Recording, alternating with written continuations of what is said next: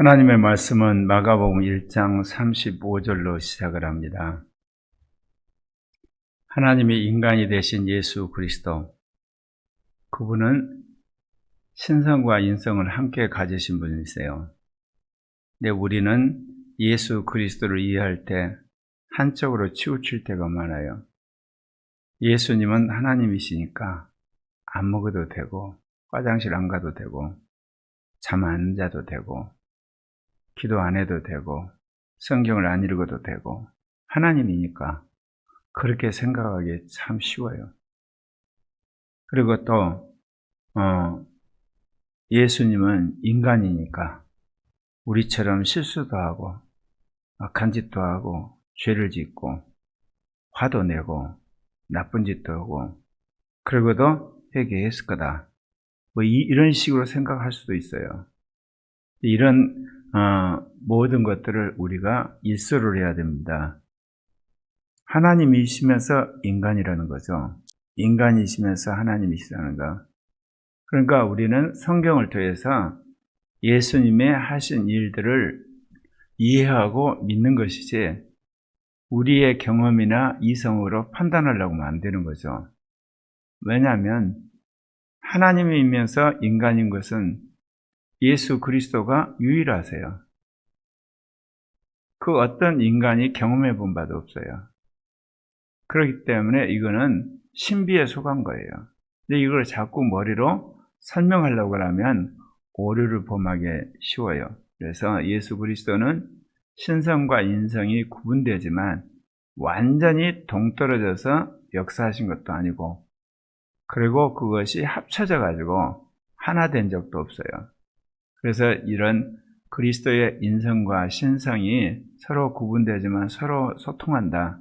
이 기독론이 칼게돈 회의에서 정통 교리로 굳어진 이후에 이것이 흔들린 적이 없습니다. 오늘 예수님이 새벽 아직도 밝기 전에 일어나서 한적한 곳으로 가서 거기서 기도하셨다, 그렇게 말씀하십니다. 하나님이신데도 인간이신 그분은 새벽에 우리와 같이 한적한 곳으로 가서 아버지 앞에 기도했다는 겁니다. 기도하셔서 아버지가 깊은 교제를 나누고 아버지가 하신 말씀을 그가 들으시고 그리고 하루의 일과를 행하신 거죠. 그러니까 예수님이 기도도 안 하시고 그야말로 성경도 읽지 않으시고 그리고 그렇게 사역하신 분이 아니라 우리가 복음서를 보면 예수님이 성경을 펼쳐들고 성경 말씀을 읽으시는 대목을 또 확인할 수도 있습니다. 그래서 하나님이면서 인간이신 그분은 우리가 설명하기는 참 신비로운 면이 있지만 분명히 인간으로서 예수님이 하신 측면이 있다, 그 이야기입니다. 그래서 한적한 곳으로 가서 기도하셨다는 이야기는 인간들과의 그런 대화라든지 그런 만남, 그걸 완전히 끊고 한적한 곳에 가서 아버지 앞에 기도했다는 거죠. 그렇기 때문에 우리도 사람들과 모든 걸 단절하고 한적한 곳에서 하나님과 기도하는 습관을 가지셔야 됩니다. 매일. 제가 철이 없었을 때는 그런 생각을 했습니다. 인간이 할 일이 참 많은데 매일 그렇게 꼬박꼬박 기도할 수가 있겠냐? 몰아 때려서 필요할 때 기도하고 그리고 열심히 살아야지. 그런 생각을 했댔는데 얼마나 욕심적인 생각이었는가. 지금 돌아보면 그래요. 우리가 크리스찬으로 살아야 할 목적이 이 땅에서 예수 그리스도의 증인이자 하나님 나라의 전파자요. 그리고 영을 따라 살아가는 사람 아니겠습니까? 그렇다면 끊임없이 밀려오는 그런 육신적인 정욕들, 옛사람, 그리고 세상을 사랑함, 이런 것들과 구분돼 가지고 성결된 삶을 살려고 하면 기도하지 않을 수가 없고, 기도할 때 비로소 하나님 우리에게 깨닫게 해주신 것도 있고, 말씀 안에서 우리가 믿어지는 것도 있고, 영의 음성도 듣게 되는 거거든요. 제가 이게 경험을 해보니까 인간 안에 하나님 우리에게 주신 5가지 기관이 있는데, 거듭난 영과 믿음, 마음, 양심, 이성이 있는데요. 이 기능들이 다 달라요. 자동적으로 이 기능들이 우리가 말하면 성장하는 게 아니에요. 영이란 것은 끊임없이 방언을 하고 영의 음성을 들을 때 잘하고, 믿음이란 것은 성령 안에서 말씀을 먹어야 잘하는 거예요. 이 마음이란 것은 주님의 말씀을 따라서 잘못된 감정이나 잘못된 의지, 잘못된 지성을 우리가 바꿔야만 마음이 깨끗해지거든요. 양심은 선을 행해야만 양심적이 돼요. 악을 행했을 때는 회개하고 예수 피로 씻어야 되는 거고, 이성은 옳고 그름에 대한 판단을 하고 거기에 대해 책임을 질 때, 그럴 때 사람이 이제 이성이 발달하는데, 그렇기 때문에 우리가 이 믿음을 키우려면 성령 안에서 말씀을 먹어야 되는데, 성령 충만한 기도를 해야 되잖아요. 예수님도 오늘 한적한 곳에 가서 기도를 하셨죠. 근데 시몬과 그와 함께 있는 사람들이 예수님을 뒤따라서 왔어요. 여기 보면 시몬과 그에 함께한 사람들이 예수님과 함께 와서 기도했다, 그 이야기가 아니에요. 예수님한테 소식을 전하러 왔는데 그 소식이나 다름 아닌 이겁니다. 모든 사람이 주를 찾나이다. 예수님을 스타로 생각한 거죠. 왕적인 존재. 그 다음에 위대한 능력을 행하는 그런 선지자. 그래서 예수님이 행하시는 그런 능력과 권능, 기적에 사람들이 매료돼서 예수님을 찾는 거죠. 오늘날도 그러죠.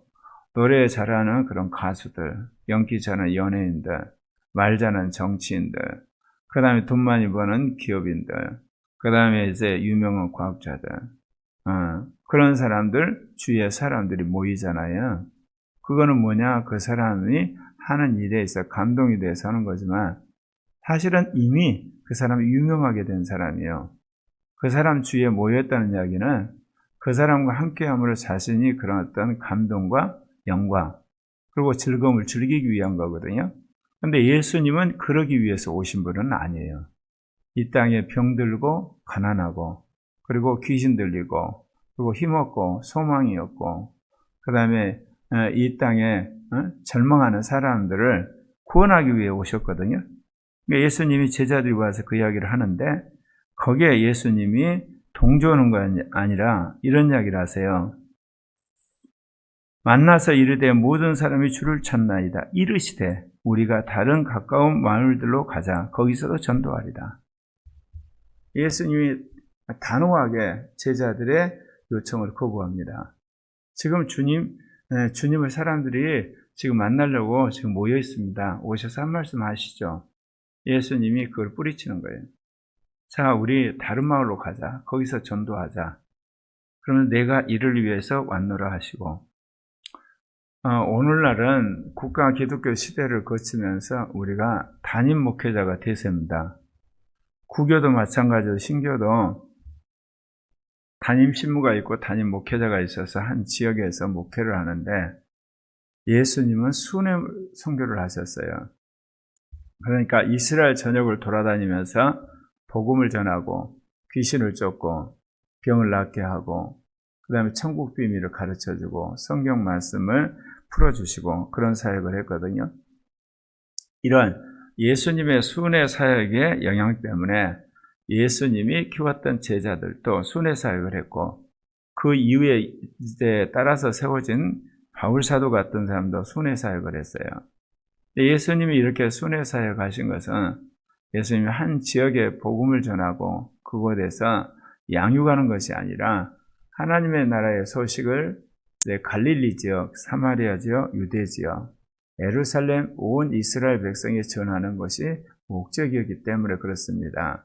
그래서 예수님이 이렇게 순회 사역을 했기 때문에 이제 제자들도 그렇게 순회 사역을 했고, 그런데 놀랍게도 이스라엘이 아술에게 망하고 바벨론에 망하면서 그 이스라엘 민족들이 지중해 연안에 흩어지게 됐잖아요. 흩어진 그 백성들이 그래도 이게 하나님에 대한 신앙이 있었기 때문에 모여서 회당을 만들었어요. 그러니까 바벨론 포로에서 돌아오면 다 돌아온 게 아니라 일부만 돌아오고 나머지 사람들은 지중해 연안의 도시에서 회당을 중심으로 생활을 했거든요. 이게 나중에 사도들이 복음을 전하는 한마디로 첫 번째 선교 기지가 됩니다. 바울도 모든 지역에 가면 먼저 찾는 게 회당이에요. 오늘 예수님도 그러세요. 예수님도 이 복음을 전하는데 회당에서 먼저 이 복음을 전하는 것을 우리가 알 수가 있어요. 이에 온 갈릴리에 다니시며 그들의 여러 회당에서 전도하시고, 예수님도 갈릴리 지역을 복음을 전하는데 어떤 때는 이제 산에서, 어떤 데는 바닷가에서, 어떤 데는 길거리에서 복음을 전하지만 예수님이 복음을 전할 때 항상 찾아간 것이 유대교 회당입니다. 그러니까 예수님이 유대인에게 오신 거고 또 유대인들이 모여있는 유대교 회당에 가서 구약의 말씀을 펴서 가르치시고 그리고 천국 비밀을 가르치고 또 거기에 귀신 들린 자나 병든 자가 있으면 치유하는 그런 사역을 했거든요. 예수님이 처음부터 제자들을 따로 구분해서 훈련을 시켰지만 이 유대인 회당을 회피한 건 아니에요. 물론 그것 때문에 훗날 제자들도 그렇게 하죠. 결국은 유대인들의 어떤 회당에서 복음을 전하지만 배격을 당하게 되고 예수님도 그렇고 제자들도 그렇죠. 그러면서 우리가 말하는 기독교라고 하는 공동체가 생겨나게 된 겁니다. 여러 회당에서 전도하시고 또 귀신들을 내쫓으시더라. 이미 이루어진 이 하나님의 나라, 하늘에 이루어진 이 하나님의 나라를 예수 그리스도가 가지고 오셨는데 예수 그리스도가 전하는 이 하나님 나라와 정면으로 부딪힌 것이 사단의 나라예요. 하나님 나라와 사단의 나라가 부딪힌 현장에서 일어나는 것이 바로 귀신을 쫓으신 사건입니다. 성령 충만한 예수님의 말씀으로 귀신을 명하게 되면 귀신들이 나가는, 그러니까 하나님 나라가 확장이 되게 되면 거꾸로 사단의 왕국은 축소가 되잖아요. 주님께서 이 5대양 6대주에 교회를 세우시고 예수 그리스도의 복음을 전하고 하나님 나라의 복음을 전하게 하신 것은 아담의 타락 이후에 전 지구상의 모든 인간들을 지배하고 있는, 그래서 족속과 백성, 방언, 나라에 아지트를 들고 있는 이 사단과 악한 영들을 주님이 쫓아내시고 그들을 주님께서 구원하고자 하는 계획이 있으신 거죠.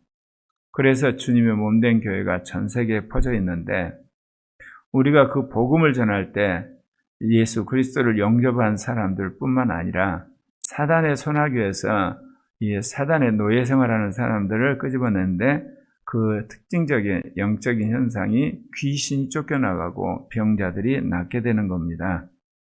한 나병 환자가 예수께 와서 꿇어 엎드려 간구하여 이르되 예수님께서 장모의 열병을 낫게 했다는 소식을 들었고 그리고 수많은 사람이 예수님이 와서 병을 낫고 귀신 쫓김을 당한 것을 소식을 들었기 때문에 이제는 한 나병 환자도 이제 예수님을 찾아온 거예요. 와서 뭐라고 이야기하면 원하시면 저를 깨끗하게 하실 수 있나이다. 복음서를 보면 예수님을 찾아온 사람들이 예수님과 이게 대화하는 가운데 표현한 방식이 참 다양합니다. 어떤 사람은 이제 예수님에게 나는 낫기를 원합니다.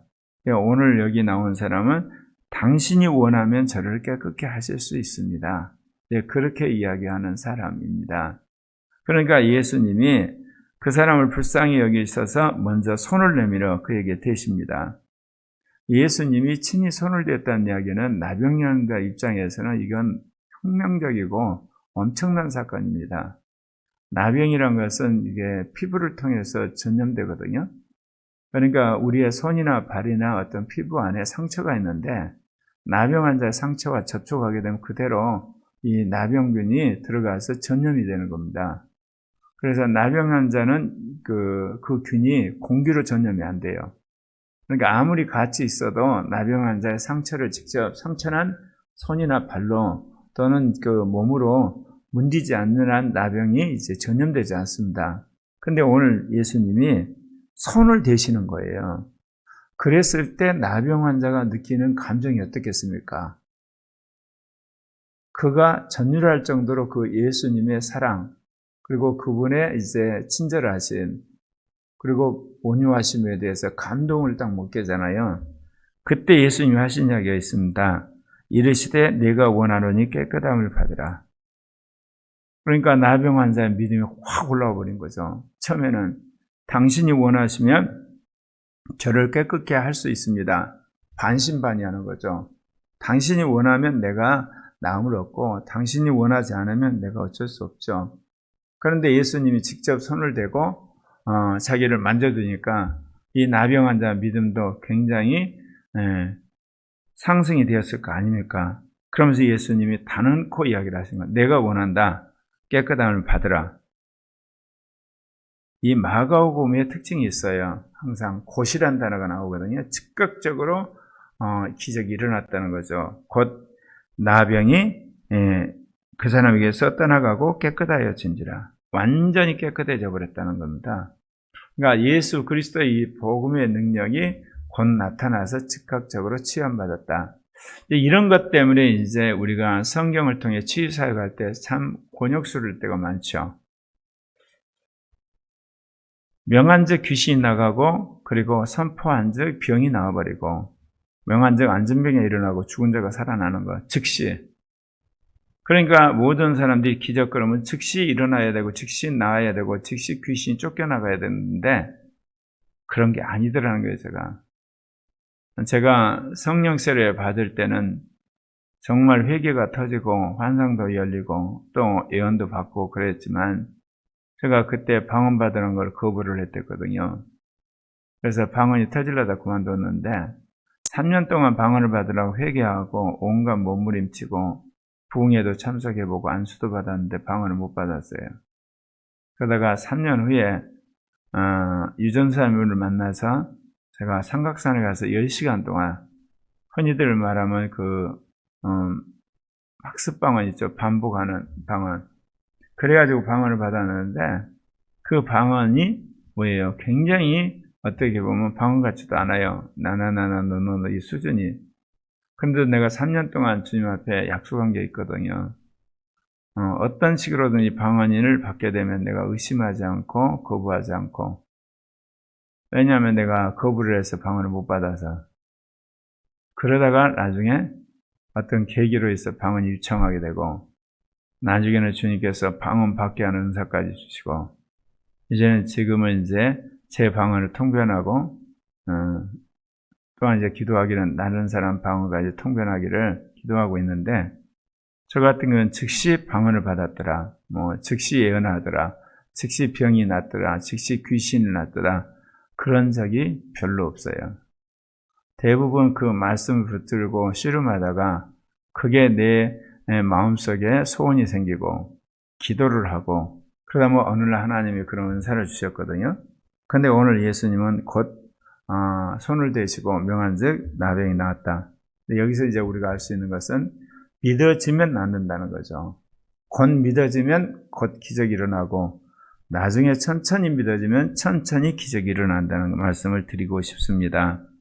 곧 보내심이 어미에 경고하사 이르시되 삼가 아무에게 아무 말도 하지 말고 가서 내 몸을 제사장에 보이고 내가 깨끗하게 되었으니 모세의 명한 것을 드려 그에게 입증하라 하셨더라. 예수님이 나병 환자에게 이제 치험을 받았잖아. 그게 뭐라고 하냐면 보내심이 어미에 경고하사 아무에게 말하지 말아라. 왜 그랬겠습니까? 아까 제자들이 예수님이 와서 이야기를 했잖아요. 지금 모든 사람들이 주를 찾나이다. 예수님 스타가 됐다니까요. 탁월한 은사자로 소문이 난 겁니다.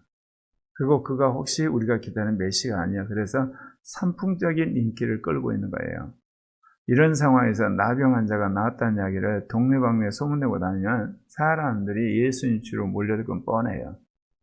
그럼 우리는 그런 생각을 하죠. 그럼 얼마나 좋습니까? 거기서 은사 집회하면. 예수님은 아버지 뜻대로 사역하신 분이에요. 아버지가 하라면 하라는 거거든요. 근데 그러한 군중 집회에서는 예수님이 원하는 뜻대로 사역하기가 참 쉽지 않아요. 사람들이 둘러싸고 그 군중들이 요구하는 요구에 따라서 움직여야 되잖아요. 그래서 나병 환자한테 아무 사람에게도 아무 말도 하지 말고 너가 이제 나병이 나았기 때문에 구약의 절차에 따라서 예물을 가지고 제사장한테 찾아가서 제사장으로부터 나병이 나았다는 인증을 받아라. 그래야만 이제 여러 사람들과 섞어 사는 마을로 들어갈 수가 있거든요. 나병 환자는 마을 그 외곽에 함께 모여 사는 나병촌에 있었던 거죠. 왜냐하면 그들은 전염병이 심하기 때문에 일반 사람들과 생활을 할 수가 없는 거예요. 나병이 나왔을 때는 제사장한테 가서 인증을 받아야 되는 거예요. 예물을 가지고 와서 제사장이면 보여라 그렇게 말을 했는데 이 사람이 말을 듣지 않는 거죠. 그래서 나가서 자신에게 일어난 일들을 사람들에게 이야기하니 사람들이 얼마나 놀라겠습니까? 더더욱 예수님을 찾는 거죠.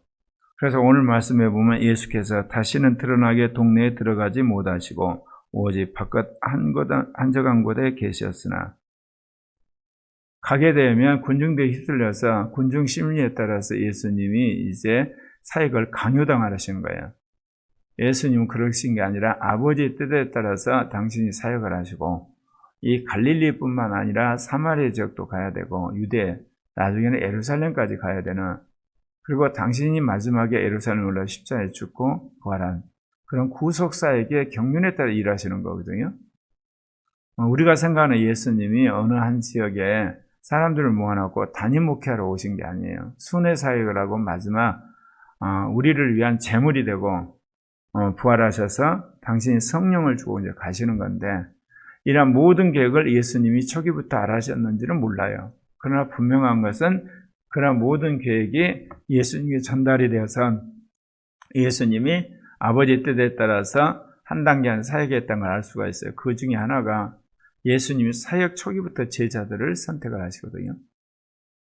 이 땅에 어떤 운동에 있어서 초기부터 제자를 택하는 법이 없어요. 사람들이 모이게 되면 그 중에서 자신의 말을 잘 듣는 사람을 제자로 나중에 선택하거든요. 예수님은 초기부터 제자를 택하세요. 하나님께서 그런 사역을 통하여서 주어진 주님의 복음을 전할 수 있도록 주님이 역사를 하신 겁니다. 그래서 이제 예수님이 이제 동네에 들어가지 못하고 한적한 곳에 계시니까 또 거기까지 사람들이 찾아온 거예요. 어쩔 수가 없죠. 그래서 예수님이 어떨 때는 찾아온 사람들을 환영하고 치유하고 기적을 행하지만 또 어떤 때는 예수님이 피하여서 사역했다는 것을 우리에게 보여줍니다. 오늘 이 시대도 마찬가지입니다. 물론 오늘날은 우리가 단임 목회를 하지만 주님께서 글로벌 시대에 순회 선교하라고 부르신 사람이 있습니다. 그리고 어떤 사람은 사이버 공부에서 일하라고 하신 분이 있어요. 그래서 앞으로 제3회 교회는 지역 목회하는 사람, 그리고 사이버 목회하는 사람, 그리고 또 순회 목회하는 그런 사람들이 이제 연합을 해서 일해야 될 시대가 온 겁니다. 글로벌 시대이기 때문에. 그래서 이런 사역자들이 서로 연합하고 그러면서도 사이버 공과 지역 공과 그리고 직장 공과 같이 연합하는 새로운 연합운동이 일어나야 되고, 또 그런 속에서 이 복음이 단순히 지역뿐만 아니라 이 사이버 공간과 각 분야에도 이제 전파되어서 성경에서 말한 나라와 족속과 백성 방언에게 복음이 다 전파되는 세계 선교를 완성해야 될 것입니다. 기도하십시다.